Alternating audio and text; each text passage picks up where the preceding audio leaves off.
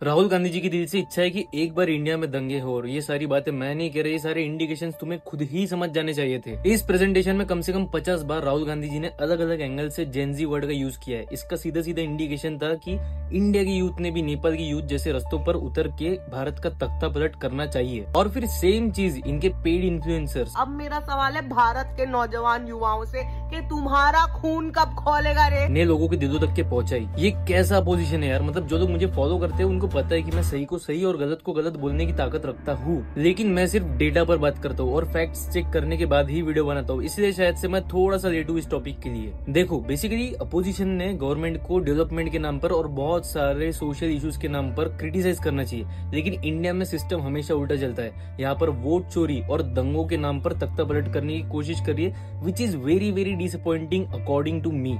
I expected more from Congress. Rahul Gandhi ji ने अपने hydrogen bomb में क्लेम किया कि हरियाणा में 25 लाख फेक वोटर्स थे और ब्राजीलियन मॉडल ने अलग अलग बार 22 वोटर आईडी से वोट किया। लेकिन जब इंडियन एक्सप्रेस ने जांच की तो उनको पता चला कि जो 66 वोटर्स का जिस घर के ऊपर क्लेम हुआ था वहाँ पर सच में 4 जनरेशन रह रही है, और जिस ब्राजीलियन मॉडल के नाम पर वोट चोरी का आरोप है, एक्चुअली उसने वोट किया ही नहीं है, वो सिर्फ इलेक्टोरल रोल के ऊपर है। और ये जो इंडियन एक्सप्रेस की मैं बात कर रहा हूँ, एक्चुअली इनके साथ में बीजेपी का ऑलरेडी एक केस चालू है। मेरा एक बहुत ही लॉजिकल क्वेश्चन ये भी है कि कांग्रेस के 87,000 बूथ एजेंट्स उस टाइम पर कहाँ थे जब ये सब चल रहा था? तब उन्होंने एक भी सवाल क्यों नहीं उठाया, जबकि वोटर लिस्ट 2 दिन पहले ही इन लोगों को दे दी जाती है। और ये तुम्हें भी पता है, और ना पता हो तो बता दूं कि 2 दिन पहले वोटर लिस्ट दी जाती है, जिसमें से ये लोग चेक करते हैं कि इनके वोटर्स कौन से वगैरह, बहुत सारी प्रोसेस होती है। तो इनके पास में लिस्ट थी, तब ये सब मिला नहीं क्या? सबसे मेन सवाल, इलेक्शन के बाद में हरियाणा और पंजाब हाईकोर्ट में कांग्रेस ने 16 पिटीशंस फाइल की थी, तो कांग्रेस ने वहां पर प्रूफ क्यों नहीं प्रेजेंट किए? क्योंकि आर्टिकल 329B के तहत ये सारे जो